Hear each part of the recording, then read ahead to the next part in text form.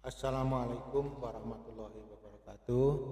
Selamat berjumpa dan dengan saya Buhori dari SKP Muara Jawa, dan saya ingin menjelaskan terkait dengan kehadiran SKP atau yang kita kenal dengan Sanggar Kegiatan Belajar. Mengacu kepada Perdirjen PAUD dan Dikmas nomor 1453 tahun 2016, di mana yang melatar belakangi adalah adanya kemiskinan dan buta aksara itu terjadi pada tahun 1981. Jadi diprediksi dari hasil penelitian yang dilakukan oleh UMY dan UNY pada tahun 2011 bahwa penduduk miskin 50% dari jumlah penduduk yang ada dan buta aksara sebanyak 30%. Inilah barangkali yang melatar belakangi kenapa pemerintah membentuk sebuah institusi atau lembaga yang disebut dengan Sanggar Kegiatan Belajar. Namun pada saat itu belum menjadi satuan pendidikan, tetapi masih bentukan dari pemerintah, yaitu UPT SKB Kabupaten Kota.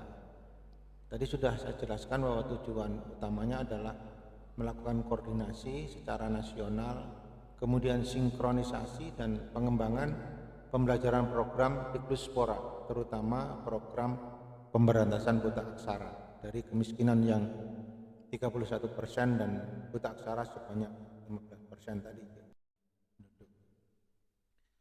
Selanjutnya untuk di Kutai Kartanegara mengacu kepada SK Bupati Kutai Kartanegara nomor 180.188/HK garis datar 159/24 SKB atau yang kita kenal UPT SKB itu dibentuk, di mana di dalam bab 6 kepegawaian bagian pertama pasal 20 bahwa kepala UPT SKB jabatannya adalah struktural dengan eselon 4. Dalam berjalannya untuk pengangkatan dan pemberhentian tugas administrasi ini dilakukan oleh kepala dinas atau atas dasar usulan kepala UPT, dan dijelaskan di bab 7 jumlah sanggar kegiatan belajar di wilayah kerja, di mana ada SKB Kabupaten Kutai Kartanegara berjumlahnya ada 3 yang meliputi Kecamatan Tenggarong, Kecamatan Muara Jawa, dan Kecamatan Kota Bangun, dengan masing-masing wilayah pembiayaan SKB dibebankan pada APBD Kabupaten Kutai Kartanegara dan sumber yang sah. Kemudian perlu saya sampaikan bahwa pada tahun 2010, di mana UPT SKB yang semula di bawah binaan Dikluspora, Dinas Pendidikan Pemuda dan Olahraga, untuk selanjutnya dikembalikan ke induknya, yaitu Dinas Pendidikan dan Kebudayaan, sehingga Dikluspora menjadi Dispora, karena untuk pendidikan luar sekolahnya sudah dikembalikan ke induknya, yaitu Dinas Pendidikan. Dan ini terjadi pada otonomi daerah dengan mengacu kepada Undang-Undang Nomor 23 Tahun 2014, di mana SKB menjadi tanggung jawab pusat. Dengan adanya perubahan itu, maka UPT SKB menjadi tanggung jawab daerah atau kabupaten kota.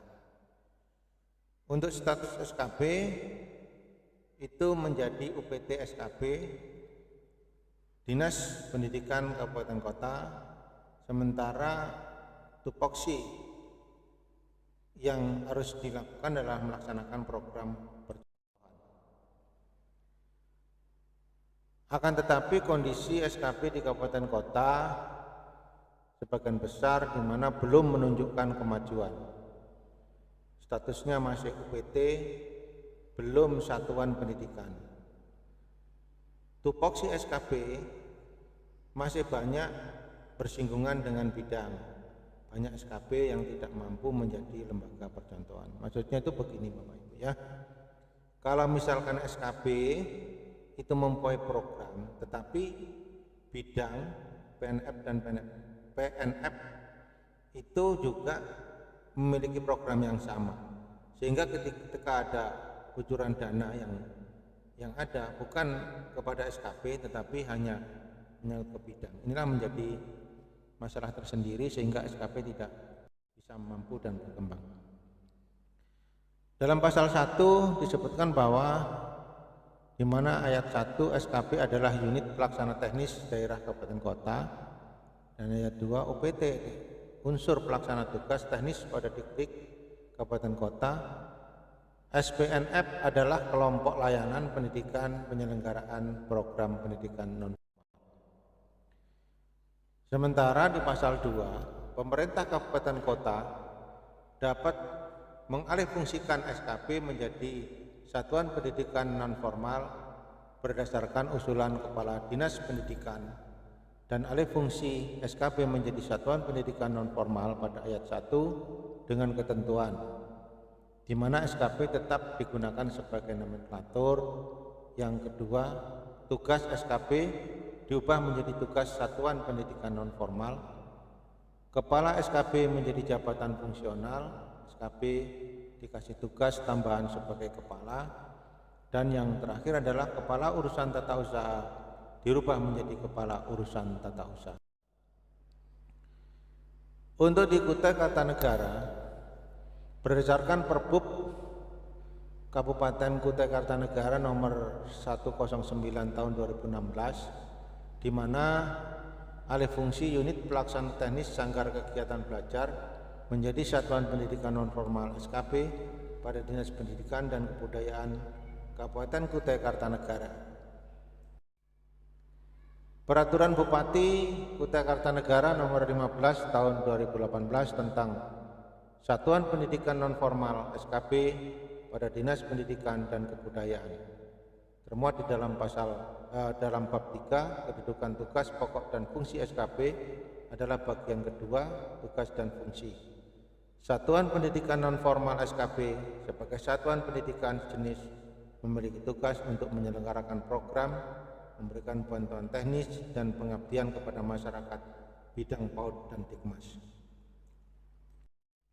Bapak Ibu yang saya hormati, jadi sudah jelas bahwa perjalanan Sanggar Kegiatan Belajar yang sejak awal didirikan oleh pemerintah pusat untuk selanjutnya dengan turunnya undang-undang terkait dengan pemerintahan daerah nomor 23 tahun 2014, maka kewenangan untuk membesarkan dan keberlangsungan SKP adalah pemerintah kabupaten kota.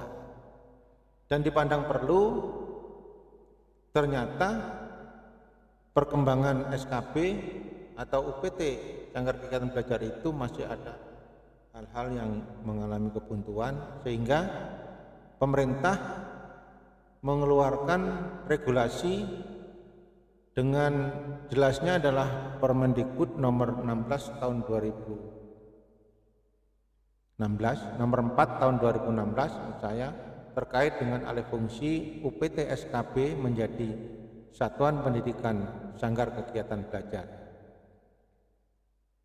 Kemudian di dalam bab 4 hak dan kewenangan bagian kedua hak pasal 8, di mana SKP yang sudah berubah alih fungsi menjadi satuan pendidikan maka akan memperoleh nomor pokok nasional atau yang disebut dengan NPSN.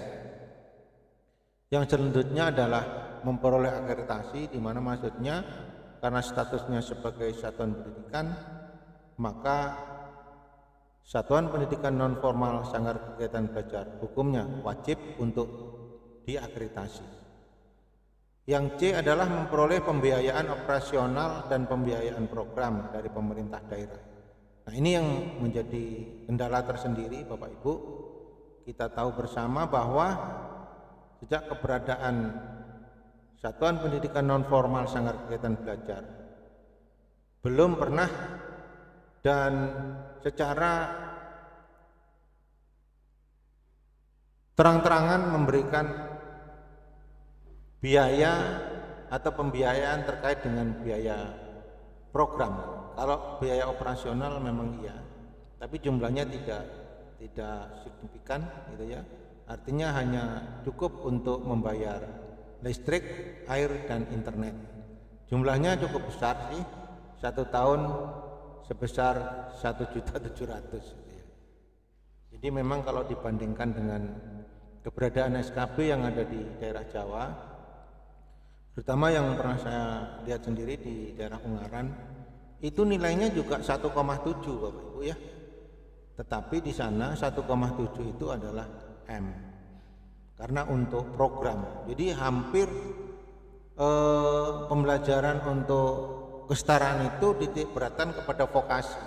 Terlebih sekarang ini dengan pengembangan adaptasi dan implementasi kurikulum, dan benar-benar sesuai sekali karena di dalam pembelajarannya itu mengedepankan atau menitik beratkan kepada pemberdayaan kepada warga belajar. Kemudian yang berikutnya adalah memperoleh pembinaan dari pemerintah daerah serta pihak lain yang tidak mengikat. Dan kita tahu bersama juga bahwa selama ini memang untuk pembinaan itu secara kontinu dilakukan oleh pusat, walaupun ada daerah, karena di daerah sendiri kita maklumi bersama bahwa penentu kebijakan dan bidang maupun instansi yang terkait sangat terbatas pemahaman terkait dengan apa sih yang dimaksud dengan kegiatan belajar. Kemudian perlu juga saya sampaikan bahwa kondisi real SKB di Kabupaten Kota Kartanegara, jadi sebagian besar memang mengelola program kesetaraan paket A, B, dan C, dan rata-rata masing-masing SKB itu memiliki warga belajar mulai dari kesetaraan paket A dan B rata-rata di atas 250 peserta didik, dan juga masih mengelola program pendidikan anak usia dini, apakah itu kelompok bermain maupun TK. Selanjutnya juga melaksanakan program kecakapan hidup, dan ini sangat tergantung dengan pendanaan yang dikucurkan oleh pusat melalui PKK maupun PKW. Untuk selanjutnya juga masih melakukan pembelajaran bagi warga belajar yang memang masih termarginalkan atau terbelakang terkait dengan keaksaraan fungsional. Nah, keaksaraan fungsional ini ketika kita menyebutnya zaman dulu itu adalah buta aksara. Jadi sekarang lebih penekanannya kepada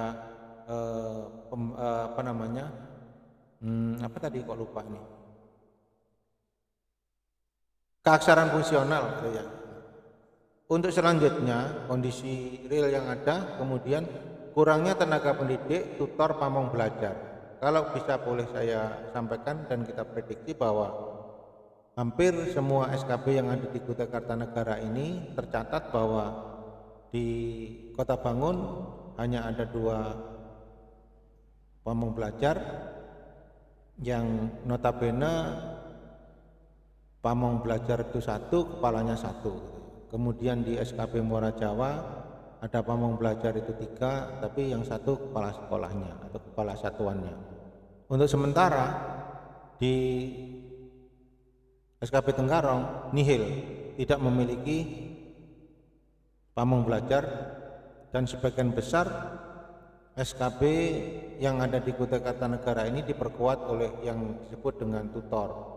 Tutor itu tenaga pendidik, di mana kalau statusnya sih mungkin ya sama dengan guru honor gitu, tapi yang membedakan adalah mereka ini tidak mendapatkan honorarium dari pemerintah daerah, hanya diusahakan dari honor yang didapat dari BOP dan POS. Itu pun mereka menerimanya setiap bulannya jauh lagi dari UMR. Selain itu juga kita mengajukan kepada tutor-tutor ini untuk menjadi tutor bantu yang dibiayai oleh pusat, dan kebetulan untuk tahun 2022 ini memang sudah di Kementerian PMPK tidak menganggarkan, sehingga ini akan menjadi tanggung jawab pemerintah daerah jika SKB dikehendaki untuk keberlangsungannya. Kita ketahui bersama bahwa keberadaan SKB ini memang sangat diperlukan kehadirannya oleh masyarakat, terutama bagi warga masyarakat yang memang putus sekolah karena berbagai macam sebab. Untuk selanjutnya, kepala SKB yang ada ini sebagian besar belum definitif, dan ini akan menjadi kendala tersendiri, di mana ketika kepala SKB belum definitif, ini tidak ada kewenangan atau tidak memiliki hak, atau haknya hilang ketika kita akan mengambil program yang dikucurkan oleh pemerintah pusat, apakah itu dalam bentuk PKK, PKW maupun bentuk-bentuk lain, seperti misalkan penguatan kelembagaan, penguatan untuk TBM dan lain-lain. Ini yang menjadi kendala. Untuk selanjutnya, secara legalitas, jika kepala SKB belum definitif, maka tidak sah ketika menandatangani ijazah. Nah, itu perlu ketahui Bapak Ibu ya. Jadi selama ini kami sudah berbuat curang ini, menipu kepada masyarakat. Sesungguhnya ijazahnya tidak sah. Yang berikutnya adalah minimnya dana operasional yang diterima, di mana tadi sudah saya singgung bahwa untuk dana operasional ini cukup memprihatinkan, karena 1 tahun itu 1,7 juta untuk membayar listrik, air, dan air. Itu pun kami harus merengek-rengek istilahnya itu, minta ke kabupaten. Dan yang berikutnya adalah belum mengalokasikan biaya program kecakapan hidup. Maksud saya, kalau kita mengacu kepada Presiden tadi bahwa yang membiayai SKB sebetulnya kan pemerintah daerah maupun pusat, dan kita ketahui bersama bahwa untuk pemerintah daerah sampai saat ini belum pernah mengalokasikan biaya program untuk kecakapan hidup. Dan yang berikutnya adalah keterlambatannya menerima dana BOP dan dana BOSDA.